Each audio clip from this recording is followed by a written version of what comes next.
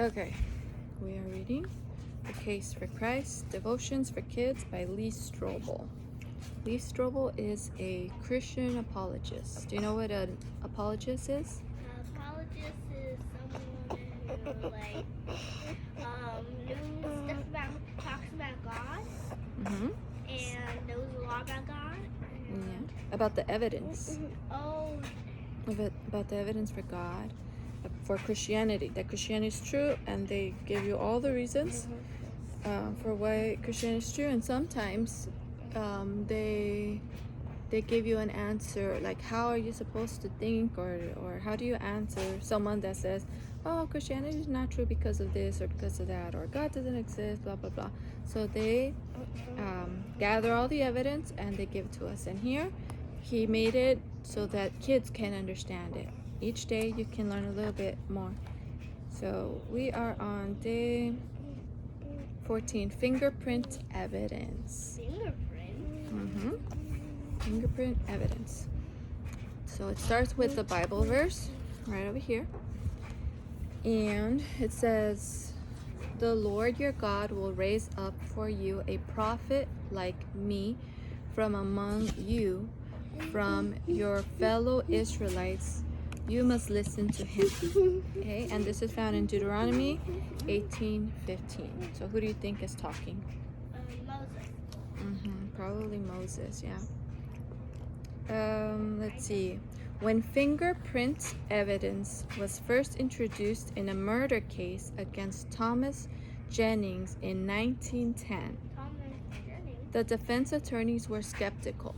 First of all, do you know what fingerprint is? Yeah. Fingerprint is when you put imprint something on a person. And you put your finger in powder. So you take a picture of the fingerprint and then you take people and then put their fingerprint in powder. Yeah, so did you know that each of us have different fingerprints? Look at your fingers. And your fingerprints are different than mine. Let me see. Yo, yours They and look mine are similar. same. No, they look similar, but when you actually take photos and look at them up close, they're completely different. So since we all have different fingerprints, that's like the perfect way to identify a person. Yeah? So yes, when we get our fingerprints taken, usually they have a little ink pad, or now it's a little more modern. Now they use a computer. They scan it. So you put it on the computer, like this, look, Jermaine. And then the computer reads it and takes a photo of it. I want to go inside. Okay, we're gonna go inside after this page if you want, okay? I like it out here. Okay, and so there's a good reason for police to use fingerprints. So when there's a crime, usually if there's, for example, unfortunately, if there was blood, so if the blood was on their fingers, they probably left fingerprints. Or if there was something dusty around the crime scene, That's better. and they touched that area, perfect. Now they could take a picture of it and they could scan it and see if they have any records of that fingerprint. Okay? If not, if someone says, I think he did it, okay, let's run their fingerprints and see if it matches. So, and if not, then maybe, maybe their fingerprints didn't match, so probably not the best suspect. Okay, now let's read about this. This was the first case, the first time ever that somebody came up with the idea of, let's use fingerprints to say that someone is guilty, okay? At first, since no one had done it before, Sadie, since no one had done it before, a lot of people were like, I'm not sure about this, okay? So let's see what happened. The science behind fingerprint evidence had only been introduced a few years earlier and had never been used to convict someone of murder. But when the trial was done, Jennings was found guilty, and fingerprint evidence has been helping police put criminals in prison ever since. The science is simple. Each person has unique ridges on his or her fingers, When a print is found on an object matching the pattern of ridges on a specific person's finger, investigators conclude with scientific certainty, that means they're very sure, that this individual has touched the object. What has this got to do with Jesus Christ? Any clues? Any ideas? Maybe Jesus left fingerprints. Maybe Jesus left fingerprints? Well, the science for fingerprints wasn't around just yet. Similar to fingerprints, investigators can look at the predictions of the Old Testament and see if they match Jesus' life. A coming Messiah sent by God to redeem his people would have his fingerprints all over the Old Testament. So it's kind of a saying, it's not literally, right? Yeah, I just said like. So that means that Jesus had to have left like himself in the Old Testament. Yeah? He had to have left clues behind in the Old Testament that he was coming. God did this on purpose so the Israelites could rule out any imposters and validate the identity of the true Messiah. So anyone could have said a Messiah is coming. And then anyone could have said, I am the Messiah. And they wouldn't have known if it was true or not.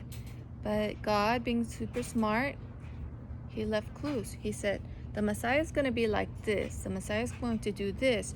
He's going to come. Do you know one of the clues that he left about the Messiah in the Old Testament? He would be born from a what? From a woman who couldn't. From a virgin. From a virgin. Virgin, yeah. What else? Any other clues? Let me think. How about in Isaiah? Isaiah. The way that he would Maybe. die? Maybe the way. Maybe when Elijah, he said that he had a message and told them that the baby will be born in a barn. In a stable? In a stable, yeah, that barn. Was it Elijah? I think so. Well, somebody for sure in the Old Testament. But that's good a clue. That's a very good clue. Okay. And there are a lot of those kinds of clues, okay? In the coming days, we'll look at different ridges, so to speak, in the Old Testament to see if God really did leave his fingerprints behind. Okay? So let's see. Question. What thing in your house has more of your fingerprints on it than anything else?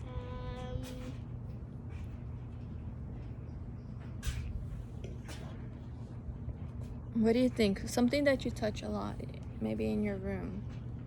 What would have your fingerprints on it more than any other thing? Maybe The kitties? How about your bed? Or your vanity? I would say your vanity because no one else really goes there, right? So if I wanted to find some fingerprints, I would definitely go to the vanity. Or this one would be less better, but I would guess... Okay, we're going inside right now. We're on the last question. I would say the screen that you use. If only you use it, that would have, like this one, if I wanted Jeremiah's fingerprints, I would say let's look at his screen because mostly he only uses that one. Yeah. Or if you wanted mine, you could use my screen and maybe their no, don't touch. Okay, last question. Have you ever made a prediction that came true? So like, have you ever said that something was going to happen and it actually happened? I think so. What was it?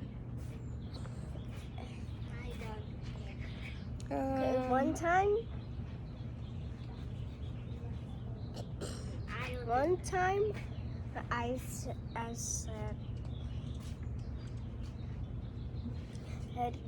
Callie, don't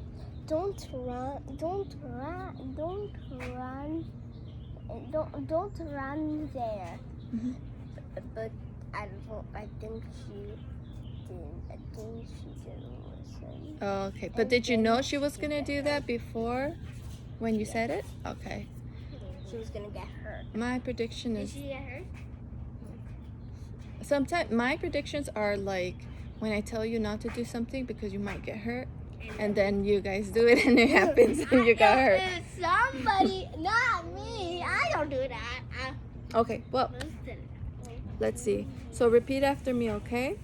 Creative God, Creative God, You gave everyone unique gave fingerprints. everyone unique fingerprints. But you love us all the same. But you love us all How awesome you How are. awesome you are. So the little prayers The right here. fingerprint thing was kind of weird. The fingerprint thing. What was weird about it?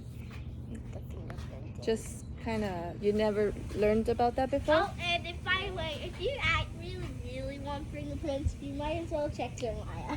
Jeremiah's clothes. All right.